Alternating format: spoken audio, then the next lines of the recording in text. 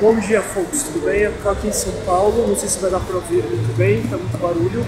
Vocês não têm ideia pra onde que eu tô indo hoje, vocês vão gostar demais. E é algo que ainda não me afirma o que tá acontecendo. Daqui a pouco eu falo com vocês, beleza? Falou. E aí, folks, acabei de chegar aqui em Osasco. Eu tô, não sei se dá pra ver, na TV Cidade.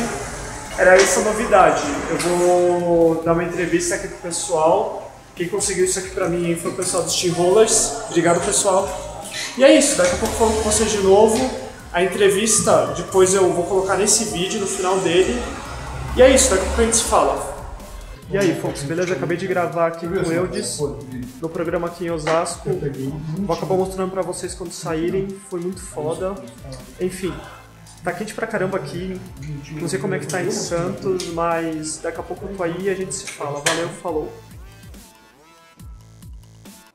Estúdio aberto no ar, estamos de volta e o nosso papo agora é sobre esporte. Nós vamos bater um papo com o Vinícius Karpov. Ele é atleta para o Atlético não, ele é Corinthians na verdade, é atleta paralímpico e vai bater um papo com a gente. Seja muito bem-vindo, Vinícius. Obrigado. E primeiro que tá com a camisa bonita aí, que o senhor Ricardo Trigo me deve uma dessa há muitos anos. Ele tá nos bastidores, vai falar que não sei o quê. Eu não tenho dessa bonitona nova aí. Essa é chique, hein, dos Steamrollers. Sim, sim. E você é atleta paralímpico há quantos anos? Então, eu sou para-atleta, vai fazer 6 anos em maio. E faz 7 meses que eu migrei das corridas para o jiu-jitsu. Então, essa a gente até bateu papo nos bastidores e tal. Queria que você explicasse por que um atleta que estava em franco desenvolvimento, você havia sido vice-campeão de 2 provas importantes. Conta um pouquinho dessa carreira. E tem fotos, acho que, dele na época da corrida aí, é isso? Mostra alguma foto pra gente aí enquanto ele fala. Pode falar, Vinícius. Bom, eu comecei correndo em 2010, os 10 km da tribuna, que é uma prova tradicional de Santos. E foi como amador. É uma festa na cidade essa prova, então eu comecei querendo, porque todo santista anda ou corre essa prova, só que acabei começando a levar para o lado profissional da coisa. E em 2014 eu fiquei em segundo lugar, com 30 minutos, 10 quilômetros, com uma cadeira normal. Eu não tenho uma cadeira de corrida, aquelas eu corri com essa. Levinhas, tal, não tem? Não. E em 2015, ano passado, de novo consegui o vice-campeonato de novo. Acho que foi 32, 33 minutos. Com essa cadeira, eu perdi para um cara que tinha uma cadeira profissional, 4 minutos de diferença. E essas fotos que estão aparecendo é dos 7K VTV, que foi a prova que eu ganhei. Eu fiz em 24 minutos, 7 quilômetros, que foi a minha última, que foi em agosto do ano passado. Que bacana. E aí você já representando o Corinthians Steamrollers. Para quem conhece um pouquinho da história do Corinthians Steamrollers, bacana. Momento muito legal, né? Sim, muito bacana. Mas falando assim, o Corinthians Steamrollers é um time de futebol americano ligado ao Corinthians, que tem na pessoa do Trigo, né? Quem conhece o Trigo aí é o grande batalhador, ele que carrega o piano e toca o piano ainda. Sim, sim. E que foi buscar numa modalidade que nem é a dos Steamrollers, falou, não, esse menino aqui, esse atleta aqui precisa de apoio, e foi te procurar para dar o apoio, é isso? Sim. Essa última foto que mostrou... Mostra de novo a última foto. Foi a foto em questão que eles me conheceram. Eu pedi para o Instagram do Corinthians Steamrollers publicar, porque eles publicam fotos de fãs. Sim. E no dia seguinte, várias menções, várias mensagens privadas dizendo que o pessoal do Corinthians Steamrollers queria falar comigo. Tá. E aí acabou acontecendo que desde então eles vêm me apoiando. Aquela camisa, ela não é uma camisa original do time, porque eu não conhecia o time, eu acabei comprando num site de vendas. Eu tenho daquela, igualzinha aquela. E eu ia pra academia, porque ela é uma jersey, então o suor escorre bem. Sim, sim. E no dia seguinte eu acabei conhecendo eles pela internet. Umas 2, 3 semanas depois eu fui até o Clube Corinthians, conheci o Trigo, conheci o time de futebol americano deles. E desde então eles vêm me apoiando. Chegou a fazer uns passes com a bola? Fiz. Não tem vídeo aqui, mas eu fiz um passe. Falando então agora dessa movimento de migração para o jiu-jitsu. Bom, Por que que isso aconteceu, sendo que você estava encaminhando uma carreira, com uma cadeira comum, você conseguindo ganhar provas? Explica pra gente. Bom, como eu havia falado, eu corria com a minha cadeira. E essa cadeira, ela é uma continuação do cadeirante, a cadeira de rodas. Sim. E se alguma coisa acontece com ela, eu não saio de casa. Então, eles me deram, os Corinthians Steam Rollers, um kimono, e eu já pensava no jiu-jitsu, porque cadeira, você precisa de uma cadeira cara para correr. Aquela cadeira pode chegar até 20 mil reais. Uma cadeira de para competição, sim. Ela é cara. E no jiu-jitsu você só precisa de um kimono. Então, quando eu fui disputar essa minha última prova que eu ganhei, eu já estava treinando. E em setembro ou outubro, eu acabei pensando migrar. Acabei comentando com o meu mestre e ele falou que existia uma confederação de para-jiu-jitsu no Brasil. Tá. Eu fui pesquisar, é a Confederação Brasileira de Para-Jiu-Jitsu, que ela fica em Santo André, que é a única confederação reconhecida no mundo de para-jiu-jitsu. E acabei juntando o útil ao agradável, porque o jiu-jitsu você só precisa de um kimono. Sim. Acabei migrando e vai fazer 7 meses, ou já fez 7 meses agora. Você nunca tinha feito jiu-jitsu antes? Já tinha feito. Ah, você já praticava? Já tinha alguma experiência? Já. E já participou de alguma competição? Não, ainda não. Mas eu fui convidado para o dia 21 de fevereiro, sem ser esse domingo próximo, para a primeira etapa do 4º campeonato de Osasco. Aqui em Osasco, você vai participar a primeira vez? Sim, vai ser lá no Fito. Tem divisão? Como é que funciona assim, falando do para-jiu-jitsu, é o nome certo, né? É. O para-jiu-jitsu, ele por exemplo, um atleta que de repente tem uma amputação em um braço, ele compete com o que tem uma amputação numa perna ou com um cadeirante, ou são categorias diferentes? Como é que funciona? Bom, nas competições de para-jiu-jitsu, eles dividem por deficiência. Tá, olha lá, temos a imagem de você Sim. treinando aí, é isso? Aí eu vou dar, se eu não me engano, um golpe chamado Ezequiel. Então, ele é dividido por deficiências, as categorias, e de peso. E a gente tem, aí é o Ezequiel, que você força o seu punho em cima do gogó da pessoa. Coitado do Ezequiel, que leva o nome do... esse Algum golpe, Ezequiel deve ter sofrido com isso, na verdade, né? esse golpe ele é dado por conta de um judoca chamado Ezequiel, que ele o fazia Ezequiel isso que no criou. judô. Tá. Enfim. E aí eles têm a categoria absoluto no para-jiu-jitsu, que no absoluto normal seria todos os pesos. No absoluto no para-jiu-jitsu seriam todas as deficiências. Aí eu enfrentaria uma pessoa sem mão, por exemplo, como você disse. Mas na minha categoria eu enfrentaria pessoas com lesão medulares, que é o que eu tenho, uma lesão. Que é similar à sua. Agora, nessa competição do dia 21, eu vou lutar com pessoas normais. E como é que funciona isso?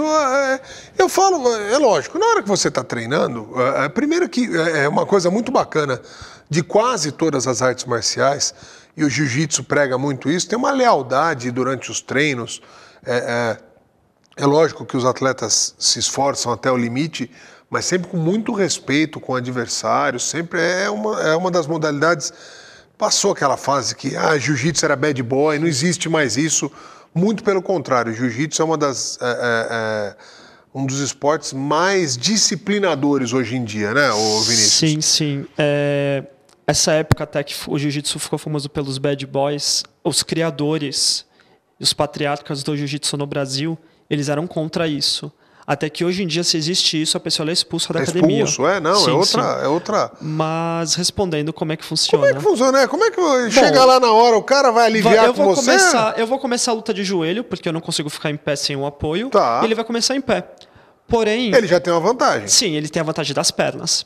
Só que Hélio Gracie, que foi o fundador do jiu-jitsu no Brasil, jiu-jitsu brasileiro, ele disse uma vez que o jiu-jitsu que ele criou foi para dar chances aos mais fracos. Sim. Então, todos os golpes que ele fez, que existe até hoje, porque o jiu-jitsu é adaptável, então, vários golpes que eu faço é de golpes que vieram de um golpe normal. Então, eu adaptei para mim, eu adaptei para o meu jogo. Então, a pessoa tem a vantagem das pernas? Tem.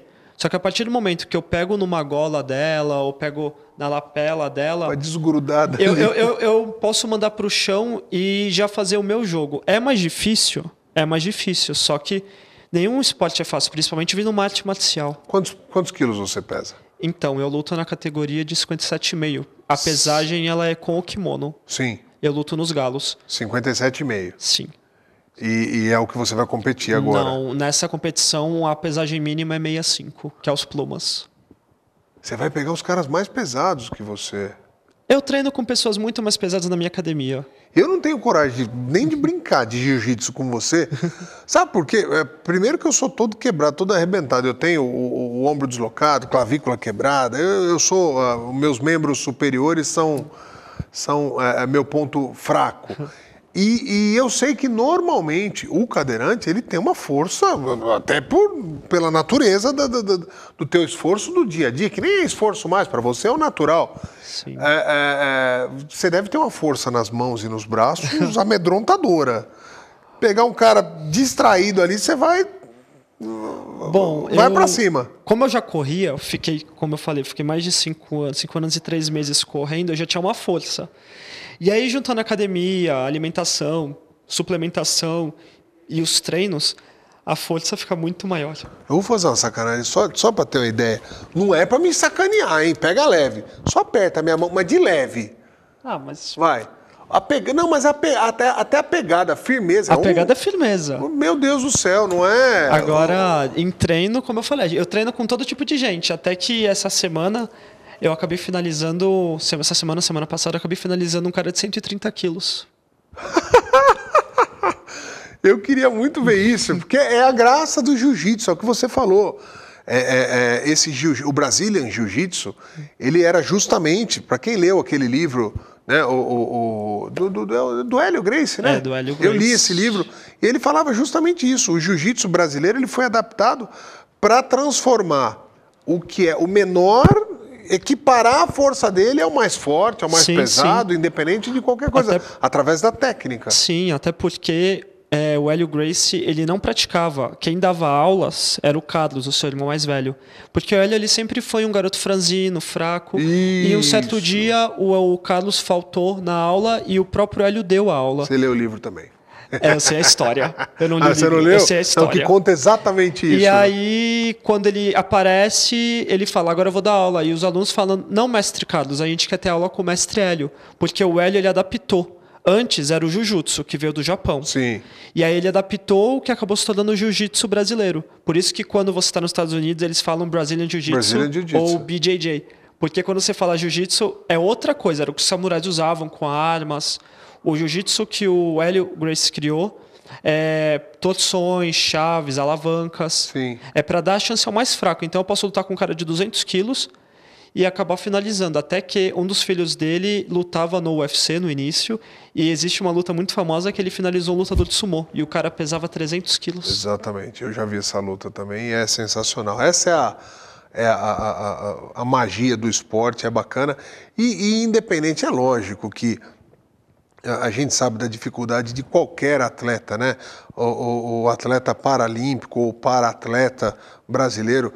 Essa semana passada nós tivemos aqui com o Cleiton Monteiro, que está numa dificuldade danada de conseguir patrocínio para levar uma equipe, seleção brasileira de futsal para Downs, para disputar um mundial. Não tem dinheiro, o governo brasileiro não tem uma linha específica para apoiar isso. Os empresários, mas qual a visibilidade? Tem hora que o empresário não tem que pensar em visibilidade, tem que pensar em cada família que está ali, né? E acho que aqui, independente de qualquer coisa, o apoio e a visibilidade que o Corinthians Steamrollers está dando para esse atleta aqui deve facilitar, dar a tal da visibilidade que os empresários muitas vezes procuram. Sim, até que eu estou à procura de patrocínio e de apoios, porque eu levo essa vida 100% de para-atleta. Eu acordo, vou para o jiu-jitsu, eu durmo pensando no jiu-jitsu. Ou é jiu-jitsu, ou eu estou na academia, eu estou no jiu-jitsu, eu abri mão da minha vida social para isso. Eu tenho o apoio dos Steamrollers. Quantos anos você tem? Eu tenho 24. Ah, menino. E eu estou à procura de apoio e patrocínio, não importa de qual cidade, até que hoje em dia o problema não é você lutar, o problema é você pagar campeonatos, pagar viagens. Sim. E é isso que eu estou procurando, apoios e patrocínios que possam me ajudar, porque eu sei que eu posso dar retorno. A gente sabe que tem aquela Bolsa Atleta do governo federal, mas que não se enquadra para um... Na verdade, assim, até se enquadra, mas aí o valor que recebe lá é irrisório. Eu não sei se ele se enquadraria no jiu-jitsu. E eu quando eu estava correndo, eu dei uma olhada nessa Bolsa Atleta. Você tem que estar entre os 3 primeiros do ranking nacional. Você já tem que ser bom e reconhecido. Sim. E infelizmente, como eu estava correndo com uma cadeira que não era de corrida, eu estava atrás. Só que é difícil você ir atrás e as pessoas só pensam... Tua família faz o quê? Você mora com os pais? Eu moro com a minha mãe. Com a sua mãe? Sua mãe trabalha com o quê? Não, ela é da casa. Cuida de casa. Quem provém ali a família? É a minha avó. Avó. Então você imagina para um atleta que quer viver disso, que encontrou nisso, não porque gosta, porque tem talento, já provou com uma cadeira comum, chegou 2 vezes em segundo lugar numa corrida importante que tem em Santos, pegou primeiro lugar numa outra corrida com uma cadeira comum. Agora migra para um outro esporte. Tem o apoio e a visibilidade de uma instituição como o Corinthians Steamrollers, que é uma marca... O Corinthians Steamrollers é uma marca mais valiosa do que de muito time de futebol profissional espalhado pelo Brasil. Tem mais seguidor, eu estava vendo essa semana, tem mais seguidor, acho que é no Facebook ou no Instagram, no Facebook, do que somada toda a liga de futebol americano profissional canadense. Sim, sim, exato. Quer dizer, tem visibilidade, tem tudo. Agora, a família não consegue sustentar viagem, a família é uma família... comum de qualquer brasileiro, não é gente rica. Viajar, comprar kimonos novos, até a parte médica, um atleta ele tem que se cuidar diferente de uma pessoa comum, não é ir lá no SUS de vez em quando está com alguma dor, ele tem que fazer acompanhamento.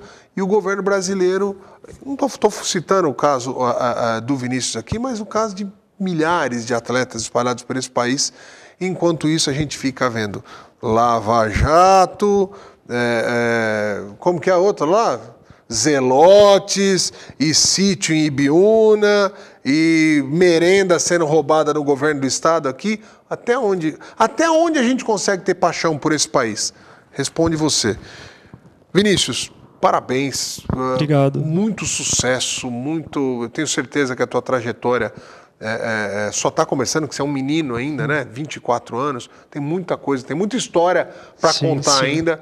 E tenha na TV Cidade, nos amigos aqui, o Trigo, que é grande amigo pessoal meu, tenha sempre esse espaço aberto para divulgar as suas coisas. E fica aqui, ó, é o seguinte, vamos deixar falado, cada real patrocinado para o Vinícius, cada real, nós vamos dar em dobro em publicidade na TV Cidade. Se você der R$1.000 para ele, nós vamos dar R$2.000 em publicidade na TV Cidade. Fica o nosso compromisso aqui. Obrigado. Eu queria deixar meus contatos. Pois não? O meu Instagram é @ViniciusKarpov, tudo junto. A minha fanpage é Vini_Koji, K-O-J-I, Karpov. E o meu contato é 013 99155 3225. Muito bem, parabéns, obrigado pela tua presença aqui.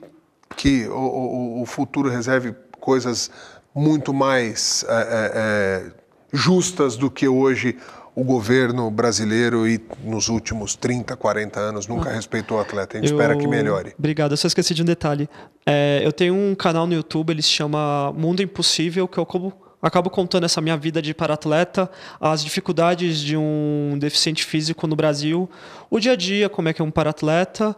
E eu espero que vocês gostem, porque a mídia ela não mostra tanto, a mídia grande, só que eu tô ali para mostrar que existe muita dificuldade. É isso, e por trás de cada dificuldade tem um sonho e tem uma realização através da força de vontade. Com certeza, obrigado. Parabéns, Ricardo Trigo, que está aqui nos bastidores também, pelo apoio, pela visão humanitária que você sempre teve. E aí, folks, espero que vocês tenham gostado da entrevista. Dá aquela curtida para ajudar, compartilha com seus amigos, comenta aqui embaixo e a gente se vê no próximo vídeo. Muito obrigado pelo apoio. Valeu, falou, fui!